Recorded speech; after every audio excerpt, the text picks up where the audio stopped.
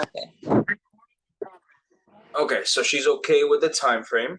That's good. Yes, she's okay with the time frame. She's okay with us even requesting the 15K, like 285. I told her that I wanted to find out with the lender to find out how, to see if it was reasonable for her to be paying monthly what she was gonna pay. She's okay with the CO having to pay for that, Okay. and or the replace or the Repair. garage. Mhm. She said it was fine. She's just, concerned about the lender to see if they're gonna. Okay, so a couple things with that. One, I learned in real estate really early on, you never assume a client's position. Just because I think I wouldn't do something, don't ever assume the client wouldn't, right? When we were talking about it, to you, it might have seemed like, oh my God, like I don't think she's gonna agree to that stuff. We're not, we're not the client, right? So one thing I learned really early on, I lost a deal because I didn't ask the question. And Mhm. then ever since then, I'm like, you know what? I'm just gonna propose it as like, look, you want to win the house. This is what I believe you need to do. I want to explain everything. Full disclosure. If they're willing to do it, great. The Yeah. important thing is to disclose to them what could go right and what could go wrong, right? And as long as they make an informed decision, that's on them. People that I even like, will tell them like, oh my God, I wouldn't do that. And they're like, I get it, but I want it. I really want that Yeah. house. That's on them. Okay. So all right, so let's do a couple things. So let me share the screen. So one of the things, we talked about, obviously we gotta wait for the lender, right? To find out about the whole thing. Do you know how to estimate the mortgage more or less? Um, Not really. Okay. It's not our job to. It really isn't. So it's not like you should do this. Over time, I found it useful to have a ballpark for my clients. And you have to lead with that disclosure. Look, I'm not the lender, but if you kind of need a rough idea right now, let me just give you a rough idea. And again, I'm not the lender. These are not concrete numbers. You cannot quote me on this. You cannot stick me to it. But I will help you. And then you could either do it or do it with them. That way, it's kind of like you could see the same tools. They're not like you're not an expert in mortgage payments, but they can see how you're figuring it out. So what I go to is you just go on Google and go mortgage calculator. Okay, and you say, look, this is just Google. The information your lender uses is completely different. I don't know about a lot of this stuff. I'm not a licensed loan originator, but just to try to help you get a ballpark, we're gonna run this number, and it could, let's say, plus or minus $200 or $300, because who knows, right? So what I Yeah. do is I always include taxes and fees because typically here, especially with FHA, they have to escrow, so they have to include the taxes and fees. So I say, look, you're making an offer on the house, and it's going to be 285. Okay, 285, and you're only doing 3.5% down, which is your FHA. Yeah. Percent down. So that's going to show you that, and then you're doing a 30-year fixed rate. Now it's in New Jersey, and your credit score. Ask them, hey, what's your credit score range? Oh, I'm 740. Okay, cool, let's do that. Or no, I'm pretty bad, 680. You jump down. That changes the interest rate, right? So that's gonna help you kind of gauge that. But then you tell them this rate is based off of averages. I don't know what your lender's quoting you. I don't know what other factors. So you will really explain to them this is just a ballpark, right? And then property taxes. So let's go back to that house. 5690. And then homeowners insurance per year, you say, hey, I think the homeowners insurance in the area is about, let's say, $900 or $1,000, right? And then the PMI is also based on their credit and FHA. So this is a number that's being generated by the computer. It might be wrong. It might be higher than that. Again, it's just a ballpark. But what you tell them is, look, at the end of the day, you're going to be around that 2,500 plus or minus $200 or $300 based on whatever I got wrong here. Okay. Yeah. Very important. Every single time you disclose to them, hey, this is just an estimate. Okay. Yeah. But let's say like somebody wants to make an offer tonight, but they need that number. They just need that number before you submit. And you tell them two things. One, I'm going to help you write it. And look, if by the time we hear back from the lender, if you don't like the numbers, you can always withdraw your offer. Okay. You make an offer and you could cancel. It's nothing binding. It's just an offer. Yeah. Even if the offer gets accepted, it's still not binding. They still have to go through attorney review process. So, you can say that to at least get them to sign. The other thing with getting them to sign is some people want to review their offer with their client, with their attorney before they sign, right? People think that it's a binding contract.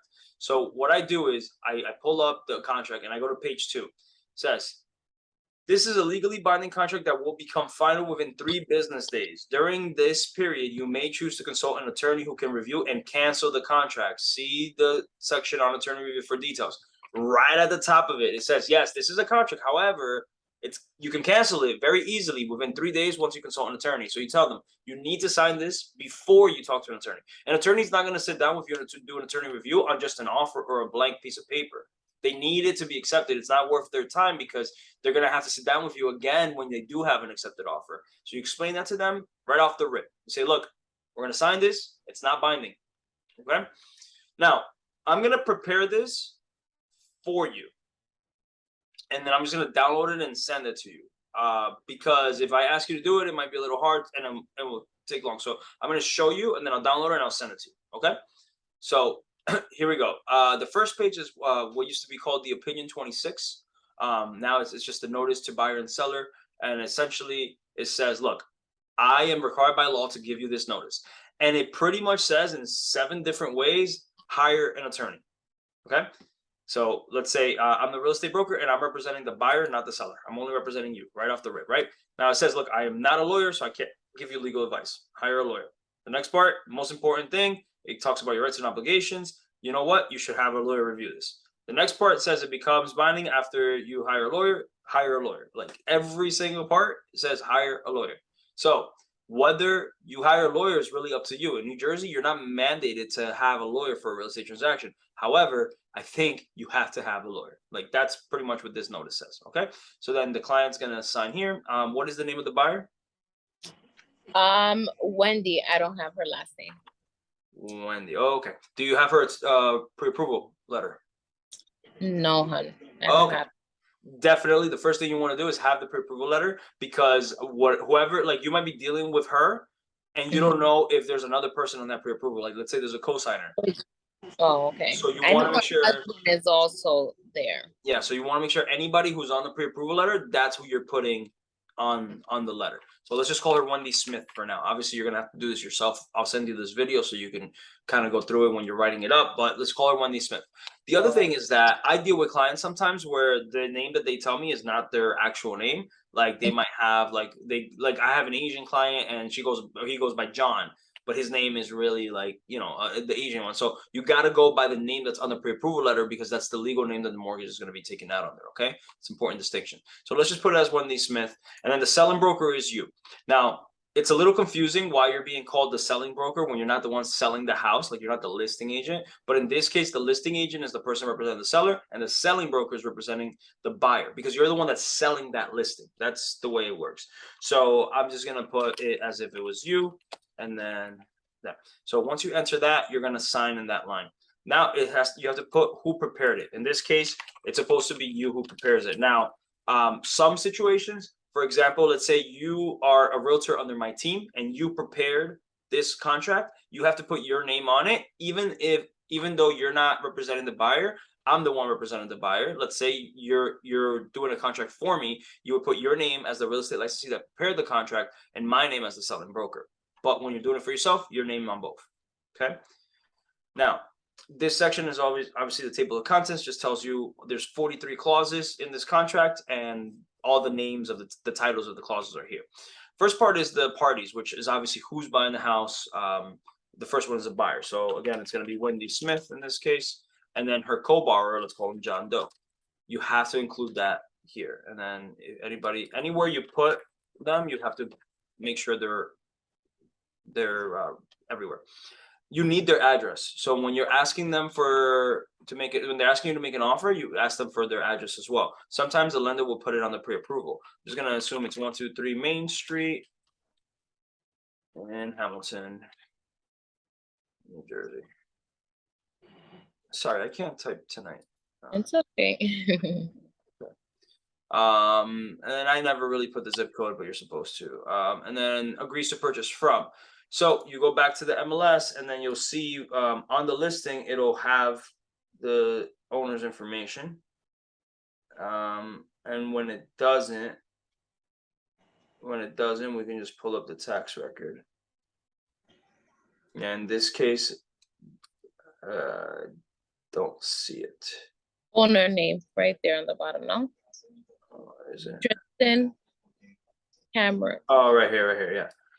Yeah, okay, so it's missing some stuff. It's probably like that on the tax record. Let's pull up the tax record. So I use this website. Hamilton is in what county? Mercer. I think it's Mercer. Yes.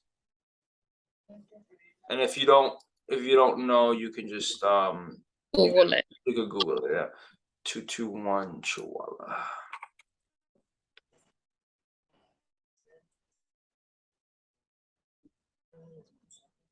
So owner's information, yeah, it's exactly how it appears there. So it's two owners, Tristan L. Camrad and Lee K. Camrad, or Lee K. D. You have to have them as two separate things. Usually when it's and, it means husband and wife, and then that's just their first name, and then the last name is the shared one. So we're gonna write it out the way that we think is proper, which in this case, Tristan Cameron. So here in this case, agrees to purchase from the seller, and it'll be Tristan L. Camrad, and then Lay K. D. Camrad. If it's wrong, during attorney review, they can make any modifications whatsoever. So if you get something wrong, either the listing agent is going to be like, oh no, change it to this, or when you do attorney review, the attorney for the seller is going to say, correct line item 27 on the contract from Lee KD Camera to just Lee Camera. Whatever it is, those modifications can be made in attorney review, so don't stress it. Try to get it right, and then you're going off of the tax record, so like you have the best available information to you. And then their address, which they live at the property. Yeah, so here, look, sometimes you're making an offer on a property, and the property location is a certain address, but they might live somewhere else, and their actual mailing address would be here. So if you want to put their mailing address in the contract, not the property address on this line, 221 Chihuahua Boulevard. That is a fun address to say. And then that is Hamilton. And I'm writing Hamilton with a J like a Spanish person. Hamilton NJ 08619. And then down here it says you agree to purchase the following property, and that's where you put the property address. Because like I can own multiple properties and live only at one, so you put my mailing address and then you put my actual property that you're buying on the other one. So in this case, on the first one, I'm sorry to interrupt you. Put on the first one mailings somewhere so I can like after Boulevard, just put mailing address so I can know. Okay, I will. Let me put it here. So Boulevard, and then Hamilton, J, and then 08619. And yeah, some people are like, oh, well, it's redundant. Why do I have to write it? I'm just going to put here the address above is the mailing address. Okay. And then shown on the tax map of, and then that's asking you for the municipality. So Hamilton, and I'll give you an example. Let's say that you have a property in Ford's, New Jersey. Ford's, New Jersey is not really a municipality. It's a section of good. It's a section of Woodbridge. So you put the municipal tax map of Woodbridge is a municipality, not Ford's. Okay. So that's the case in those situations. And in the county, we found out it was Mercer. Block and lot. This is why I have the tax record pulled up. It's also on the MLS. If you scroll through it, you'll find it. Again, I'm just not too right here familiar with Bright, but it's right here. 1767 is the block, 16 is the lot. You look at this tax record, 1767 is the block and 16 is the lot. To me, it's just a lot easier to deal with this website than it is to deal with the MLS, but that's just a personal preference. 1767, lot 16. Qualifier, it usually applies to like condos. when it's all on the same lot, but then there's different condos within that lot, so it's not really applicable to a single family house. The purchase price in this case, we're going to go 15 over. It was 269, so let's go 285. Mm-hmm.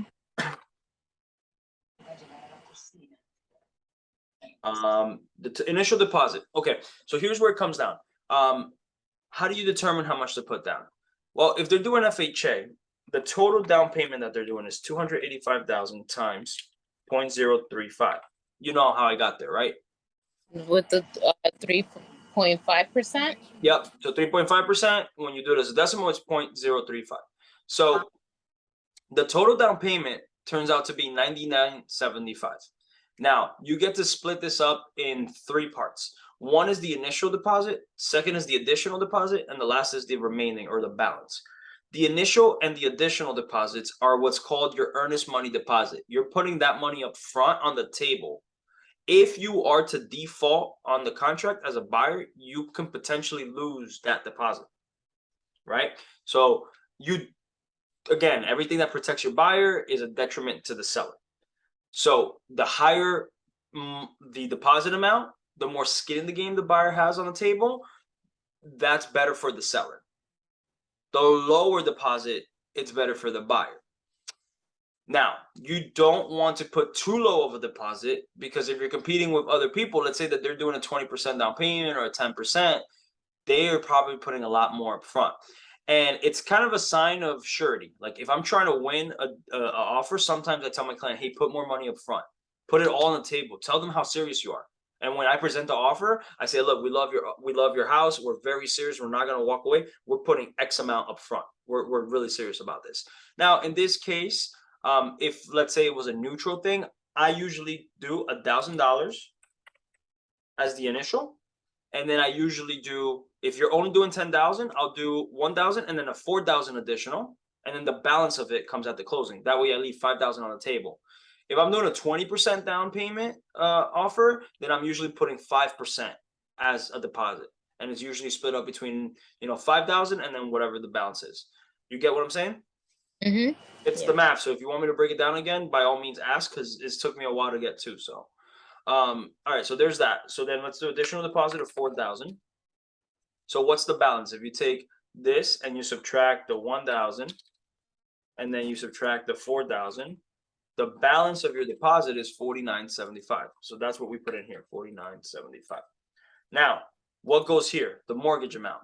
There's two ways to do this. One is to take 285, and then we already know that 3.5% is 99.75. So we subtract 99.75, and the mortgage amount is going to be 275.025.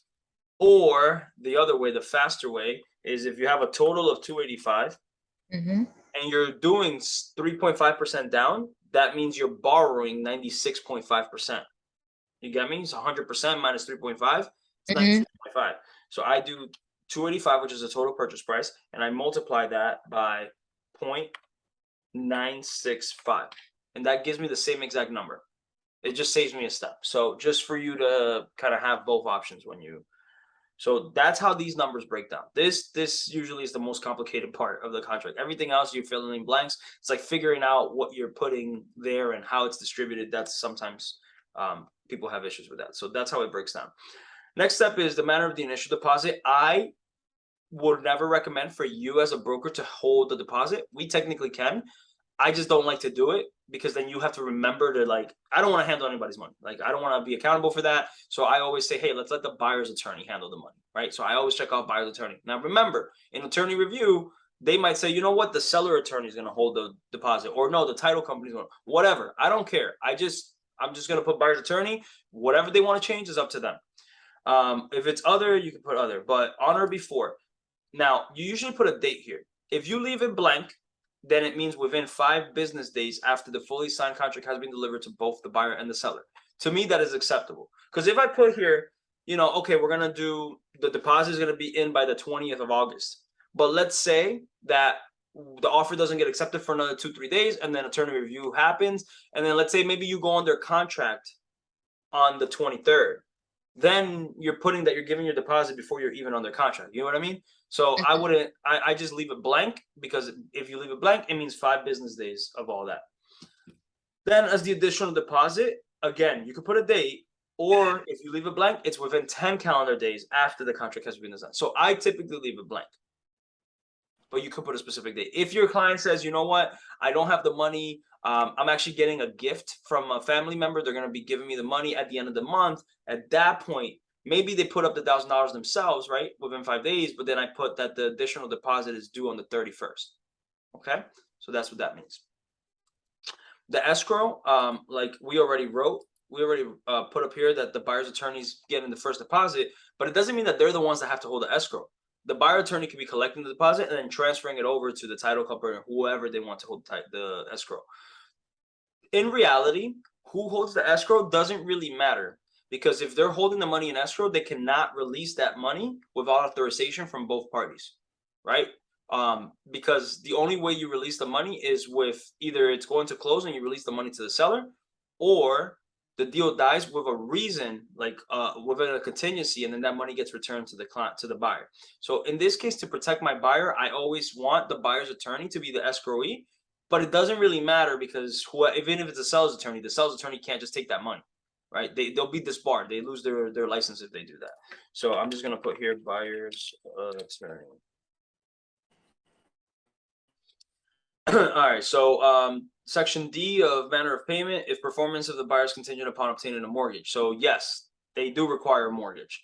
You can read all of this kind of in your time. I'm going to show you how to fill it. On that training that we're going to do with the attorney, we're going to dissect everything. Our job, just so you understand with the contract, we're not lawyers, so we can't really write contracts, but this is a contract that lawyers that were hired by the state, the New Jersey Realtors Association, they hired the attorneys to write this contract with fillable blocks. All we do as agents is really fill in the limited amount of things that are flexible, but the legal language is already written by the lawyer. So we don't really necessarily, it's not our job to care what it says here, and it's really not our job to explain it. All we have to do is type in the terms, and then you let the attorneys explain it during attorney review. So just kind of try to keep that in mind. So the principal amount of the mortgage is how much mortgage is being borrowed. You're not borrowing 285, you're borrowing 275, right? So you're going to put in here the principal amount, 275,025. Okay, and then the type of mortgage. Is it a VA, is it an FHA, conventional, 203K, or other? In this case, it's an FHA loan. Term of the mortgage is 30 years, and then monthly payments based on a 30-year payment schedule. Why? Because there are different types of financing. Now, people don't know, but like let's say you put in here that you want to get you don't fill in the 30-year mortgage, and you want to try to, let's say you want to cancel the contract because you couldn't get a mortgage.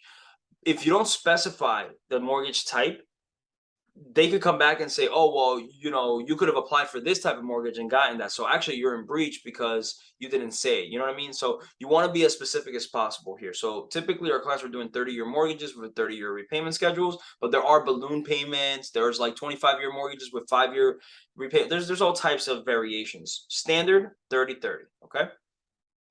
The written mortgage commitment has to be provided to the seller's attorney by X amount. This is your commitment date. Typically, a lender needs about, let's say, 3 to 4 weeks to get a commitment. Some lenders move a lot faster. They can get a commitment in 2 weeks. But I try to protect my client and give them a little more time. In this case, because the closing is going to be all the way in October, we really have more time. But I would just say, let's say that the offer gets accepted. They're doing highest and best by tomorrow at 2. Let's say they accept it by 3 or 4 o'clock. We're probably not going to start attorney review by Friday. Attorney review starts Friday. It might take Friday, Monday, and then maybe Tuesday we're under contract. So if you're under contract on Tuesday, that's the date that I'm going to start my count from.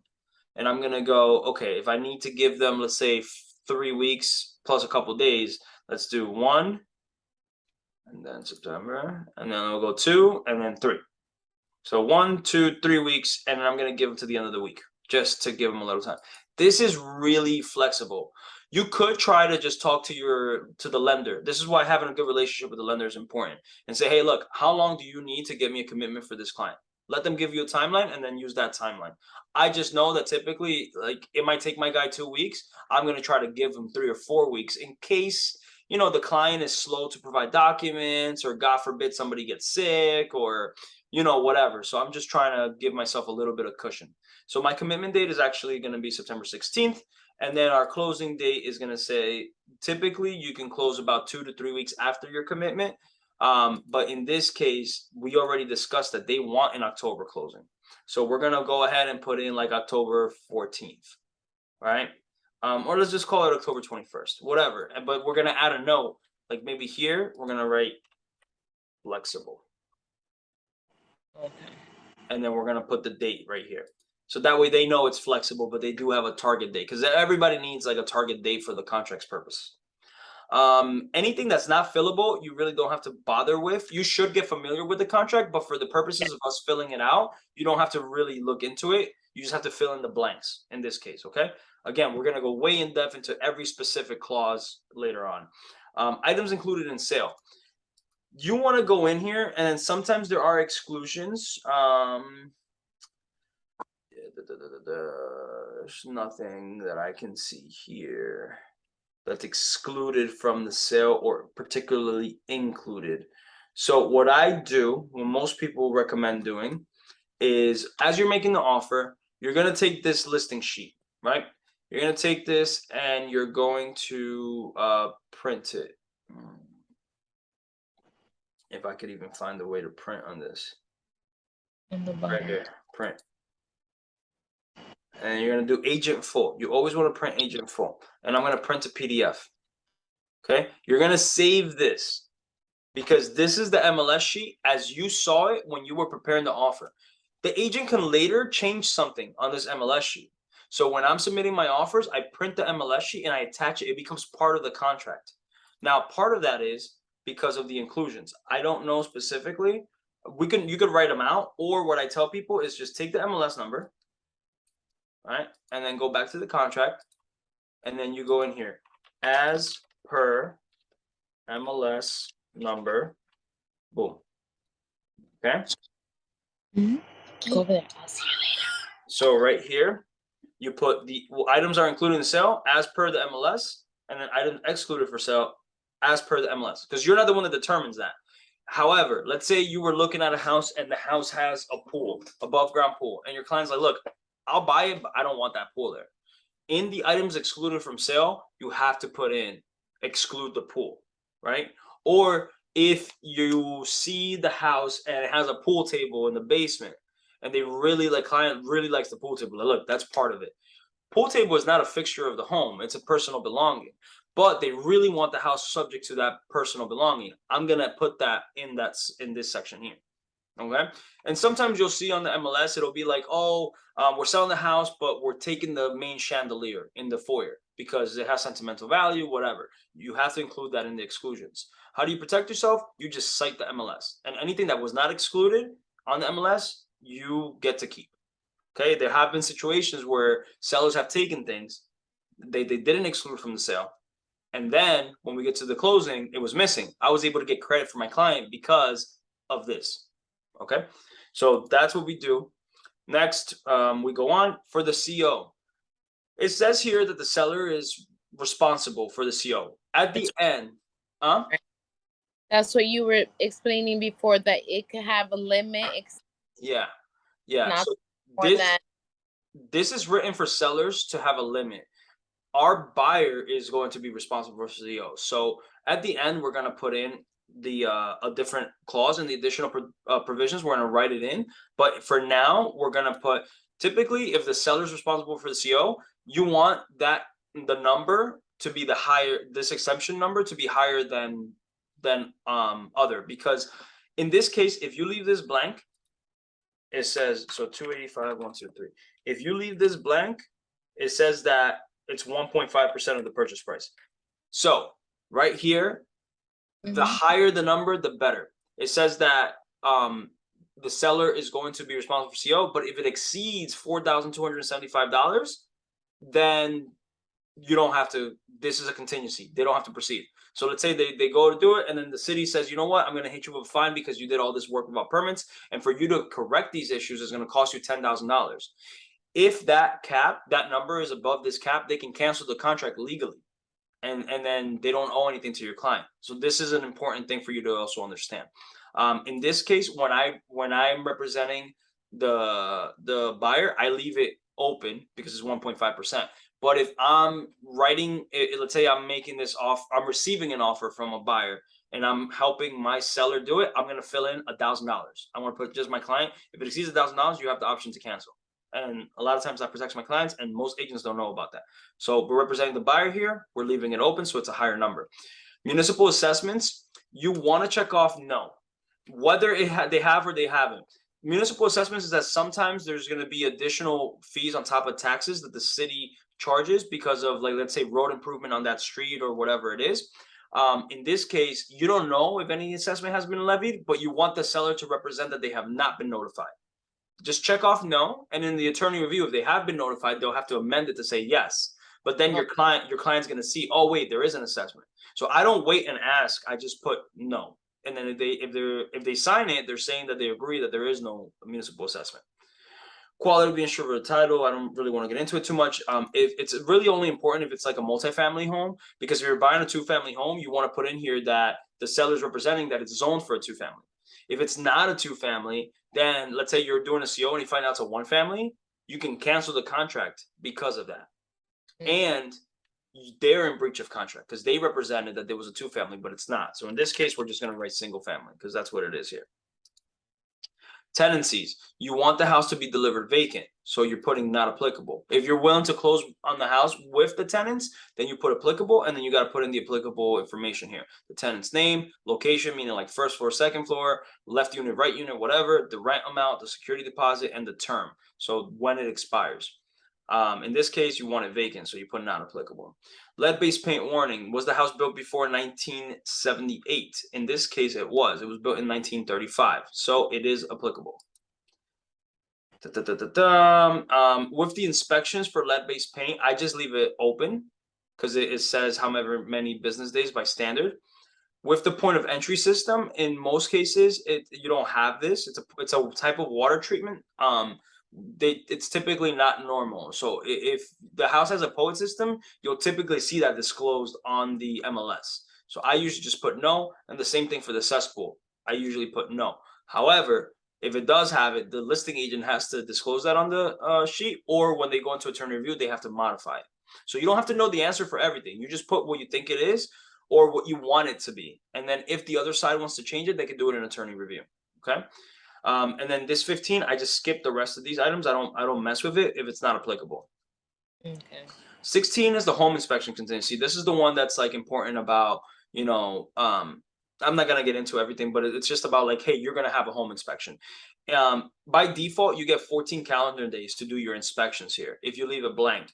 Sometimes when I'm trying to get my offer accepted, I tell the seller, like, look, I'm waiving this, I'm doing that, and I'm gonna do my inspections in 7 days instead of 14. This is where I would come in here and write 7. In this case, I want to leave it open for my client to have 2 weeks to be able to do their inspections. So I leave it. If you leave it blank, it's okay. There's a default number. So you don't have to worry about filling in every single blank. If it's blank, it defaults to whatever the number is there. Okay. And again, we're not going to go into all the specifics. We're just kind of going through all the fillable items. So scroll, and then you get to the section that's like, this is like all the details. I'll get right back to this because this is where we're going to spend most of the time writing in stuff. Here, if the buyer or the seller is a real estate licensee, you're just going to put not applicable. If they are, it has to be disclosed up front on the MLS. In this case, nothing to fill in. Okay, this section, the addenda is very important. A lot of agents skip addenda. Does the buyer have a property to sell? If they do, you have to put a contingency. If they don't, leave it alone. Is it a condominium? If it's not, leave it alone. Coronavirus. Technically, we're still in the coronavirus, so you are supposed to do a coronavirus addendum. It is an FHA loan, so you have to do an FHA addendum. It is a house built before 1978, so you need a lead-based paint addendum. It's not new construction. It's not private sewer. It's not private well. It's not 3 or more units. you're not getting a sales concession. It's not a short sale. There's no solar panels that I saw. There's no swimming pool. There's no underground tank. So these are the 3 addenda that you need. And we'll go into the file and download those and also fill those out. In the additional provisions, this section right here is where we write in all those things that we talked about. So buyer will be responsible for the CO inspection. Next is buyer accepts the house as is conditioned. Home inspection will be for information purposes. Home inspection contingency.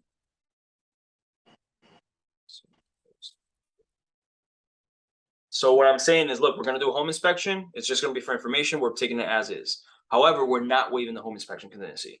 We do want to have that chance to get out. And the next portion is buyer will be responsible for any repairs requested due to FHA program. And then here, if you're going to limit it, you're going to put up to $5,000, whatever it is, right? Any other terms that we talked about? As is, CO, buyer is flexible on closing to meet the seller's needs. Okay.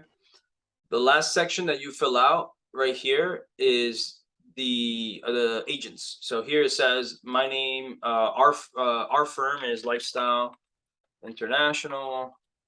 I'm not gonna fill everything out. You'll see the point. Lifestyle International, and then I am, in this case it's you, so Shauna, and then I am representing the buyer's agent. I am the buyer's agent in this transaction, and the other agent is, and then we'll find their listing firm. So it'll be down here, just BHHS Fox. So we'll write their information in right here. They're the seller's agent, and then we put the listing agency, the listing agent, their license number, their address, their office, all of that you can pull up from the matrix right here. So if you go to like here and you like, here's their license number right there. There's a license number for the brokerage. Here's the phone number. Here's the office number, fax number. All that information is right there. So that's where we pull all those details and we fill it in. Here is very important. You put in your commission amount. You pull the MLS sheet and you see how much commission they're offering out. They're offering out buyer's agent. They're offering 2.5% minus $100. Write that in. I've had agents that do not write it in, and I could make the argument like, yes, I list the property saying that I'm doing 2.5%, but then if you agree to take 2% to get the deal, it doesn't matter what's advertised. It's what's on paper in the contract. So it's very important. Write it in to protect yourself. Okay. And then the email. So you fill all that out. So essentially, that's how you fill out the real estate contract. There are some addenda. They're pretty self-explanatory, and they really don't have. It just asks you for the address and the name of the buyer. It's nothing too crazy. So I'm gonna download this and send it to you so you can have it. I'm gonna send you this video with where we kind of broke it all down. But this is how we prepare the offer. Okay. Much. Thank you for taking time. No problem. No problem. I'm gonna send to you. If you have any other questions, let me know. Okay. Definitely will. Thank you. Talk to you soon. Bye. Bye.